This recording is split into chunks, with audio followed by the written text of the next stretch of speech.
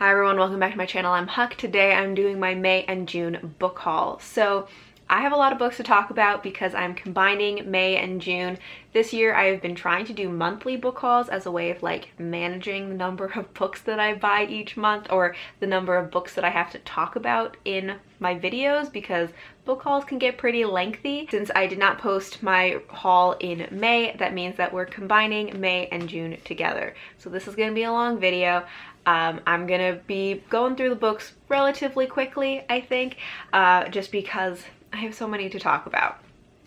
Alright, so I think I'm going to try and organize this a little bit. So first of all, I'm going to start with some new releases. The first one is Shorefall by Robert Jackson Bennett. This is the second book in the Founders trilogy. So the first one was Foundry Side, which I read last year and really enjoyed. It's an adult high fantasy. The first one was a heist. I don't know what the plot of the second book is, and I really don't want to know very much about it. I've been like avoiding not even just spoilers, but like any reviews of this. I want to know pretty much nothing about it and just go into it and experience whatever this is. And the other new release that I had was The Heron Kings by Eric Lewis. This is another adult fantasy. It is following Sister Alessia, who swore an oath to take no part in war, but she is a healer, and she lives in a cloister and heals people who are wounded in the war, but then a leader of a war band tells her that she's not allowed to heal people from the opposing side. She's not happy about that, so she decides to leave her cloister and strike out on her own to help as many people as she can. A Song Below Water by Bethany C. Morrow. This book was one of my most anticipated books of the year. I'm so excited about it because I read Mem by Bethany C. Morrow earlier this year and loved it. And this is her new release that just came out in June. Yeah. So this is a YA book though. Mem is adult, and this is a contemporary fantasy about black sirens, and I don't know that much else about it, but I'm really excited for it because I loved her other book so much. So I'm really hoping to get to this one soon because I really am hoping to love it. The other new release that I got in June was Penrick's Travels by Lois McMaster Bujold. This is the second bind-up of novellas from the Penrick and Desdemona series. So this is a series set in the realm of the five gods, and we are following Penrick, who is a sorcerer, which means that he is possessed by a chaos demon. And I just really enjoy this series. I originally read them all as audiobooks, but now they are releasing these bind-ups, and so I am getting the bind-ups as they are released. Then I have one book that was gifted to me for my birthday, because my birthday was in June, and that is The Weight of Feathers by Anna Marie McLemore. This was given to me by my friend Kara from Wild Book Garden, so thank you so much for this. I'm really excited to read this. I have read 2 books by Anna Marie McLemore, and I really like the magical realism that they write. So this is a YA magical realism, which sounds like kind of a star-crossed lovers story. And I just have really enjoyed what I've read from them so far, so I'm really excited to have this one. Then, of course, I have some fantasy books. The first one is Priory of the Orange Tree by Samantha Shannon. This book is quite chunky. I'm sure you have seen this because it was all over BookTube, and this is a standalone adult high fantasy. I think it has like different religious systems, and there are like warring religious factions. There are dragons. I think there's a female-female romance. It just all sounds like things that would make this something I would enjoy. I've heard really good things about it. I've heard some mixed things, but I've also heard some really great things about this. And yeah, I have been waiting for the paperback edition to come out, which this just came out earlier this year, because this book is so massive and I did not want to read it in hardcover. Sherwood by Megan Spooner. And so this is a Robin Hood retelling. I'm excited for this though because I've been wanting to read this, and I like Robin Hood retellings, so looking forward to this. Then I also picked up Freshwater by Akwaeke Emezi, and this is one that I have heard really great things about. I've heard that it's like a book that may not be for everyone, but the people who love it love this book. And I feel like I can't quite explain what this book is about, so I'm just going to read part of the synopsis on the back, where it says, young Ada is troubled, prone to violent fits. Born with one foot on the other side, she begins to develop separate cells within her as she grows to adulthood. and when she travels to America for college, a traumatic event on campus catalyzes the selves into something powerful and potentially dangerous, making Ada fade into the background of her own mind as these alters, now protective, now hedonistic, move into control. And so I think that sounds really interesting, and as I said, I've heard really incredible things about this. Then I have a novella, which I just realized is actually the second book in the series, so now I'm gonna have to get the first book, but that is A Taste of Honey by Kay Ashante Wilson. And this is an adult fantasy that I think has like dragons and gods, but I think the main story of this is revolving around a male-male romance between a young nobleman and a soldier. And I love stories that have like gods in them, and also this cover is really beautiful. Like this was somewhat a cover buy. I saw this cover on Instagram and I was just like, I need this. So I'm gonna have to get the first book so that I can read the second one. So this next section kind of has a theme, because I did like a whole search for books that had like nature vibes and healing magic. A lot of them have like a, you know, historical, like a Celtic historical setting. These are all themes and things that we know I love. And so I decided that I was going to get just like a bunch of books that kind of had those themes so that I could read them and see if I can find something that I like. Some of them might be hits, some of them might be misses, but hopefully I find something. But a lot of these are going to have very similar elements to them, and they're all going to sound very similar to each other. So we're going to go through them pretty quickly. The first one that I have is Treasure at the Heart of the Tanglewood by Meredith Ann Pierce. And this was actually a recommendation from one of you guys, so thank you very much for the recommendation. So they were recommending a couple of different books from this author, and I decided to go with this one first because in it, the main character is a healer who lives in the woods and talks to animal companions. And I was just like, this just seems like a book that I need to read, you know? I need to try it. Next, I have Highland Raven by Melanie Carsack. This is a Celtic historical fantasy that is set in Scotland. This was a recommendation from Goodreads, with one of those like people who liked The Lost Queen by Signe Pike also liked this book, and I loved The Lost Queen by Signe Pike, so I thought I would give this one a try and see if Goodreads is giving me a good recommendation. But it says that it has like the old Celtic gods. I think there's a romance at the center of this. It says that she meets a gallant Highlander and druid, which like druids, another thing that I really like in books, so excited for this. Then I have Master of Crows by Grace Draven. This is another one that I found on Goodreads that I think was a recommendation like for one of the Seven Waters books. It was like people who liked this book also liked this, so gonna give it a try, see if it's good. I don't really know what it's about. Like I read the description, but I don't remember what this is about. I think it's primarily a romance though, so I think it's a like fantasy romance. Next up we have Priestess of the Forest by Ellen Everett Hopman. And this one, it says, priestess, healer, druid, a young woman living secluded in the wilds of pre-Christian Celtic Ireland.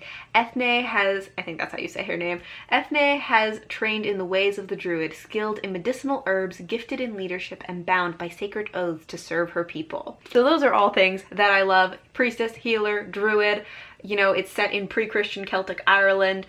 Also, I think there's a romance in this because it says a small band of warriors delivers a wounded man to her quiet hamlet. While tending his injuries, they find in each other a shared spiritual soul.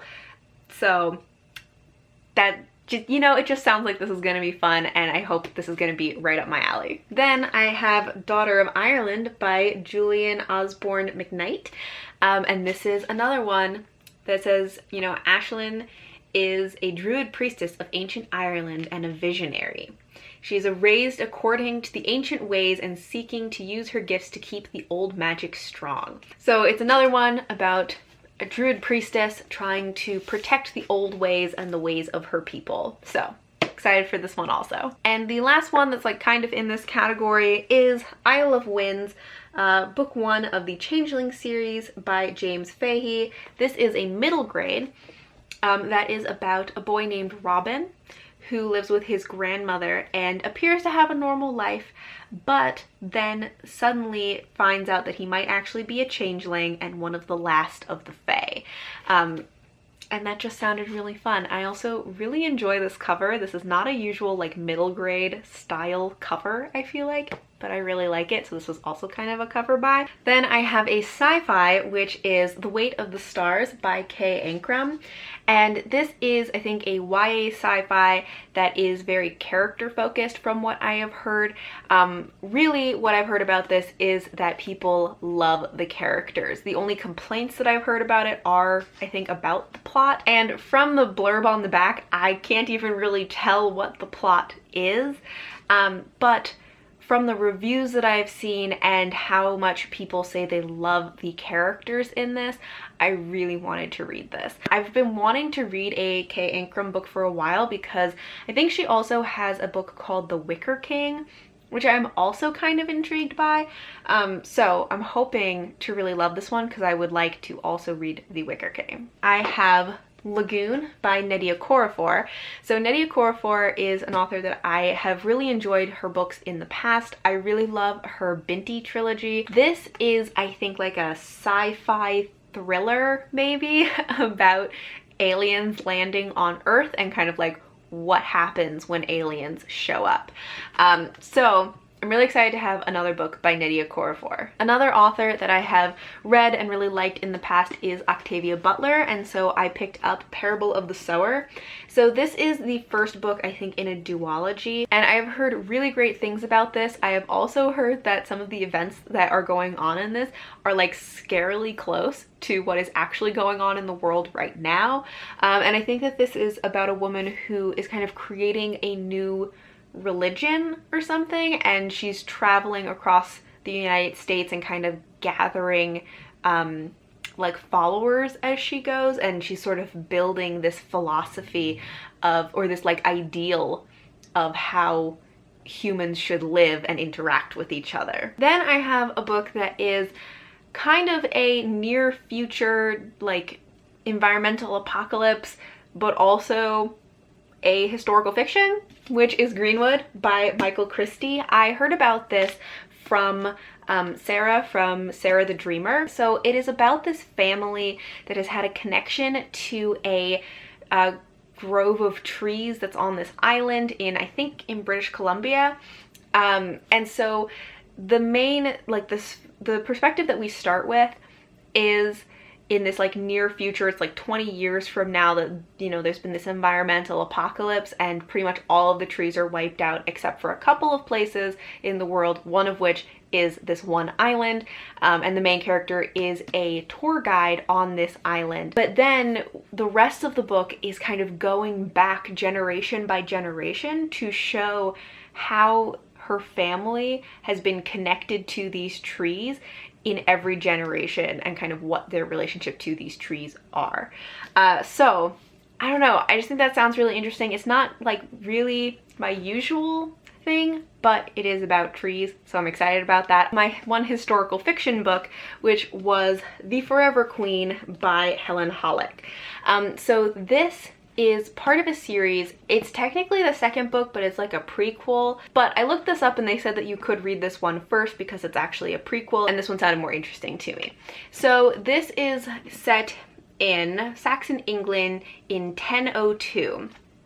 And we're following this young woman who is married to a king, and then I think they are attacked by Vikings, by Danish Vikings, and she is kidnapped, and then she is married to a different king among the Vikings, I think, and she has children. And so it says, what kind of woman becomes the wife of two kings and the mother of two more? And I just think that sounds really interesting. I'm very interested to follow, you know, this woman's story and see what happens to her. Also, to be totally honest, part of what drew me to this is that the cover of this kind of looks like the cover to The Lost Queen by Signe Pike, which I love.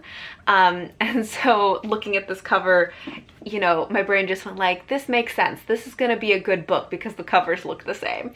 Also the names even, like this is called The Forever Queen, that book is called The Lost Queen, the series is called The Lost Kingdom, the second book in that series is called The Forgotten Kingdom. They're just like, there are a lot of parallels between the like superficial parts of these books that just made my brain go like, yes, this is a good idea, you should buy this. Then I also got 2 graphic novels, which were Through the Woods by Emily Carroll and Friends with Boys by Faith Erin Hicks. And I read both of these in May, so I will put my wrap up below if you want to see what I thought of these. Alright, so we are finally on to the last section of this book haul, which are the nonfiction books that I got in June.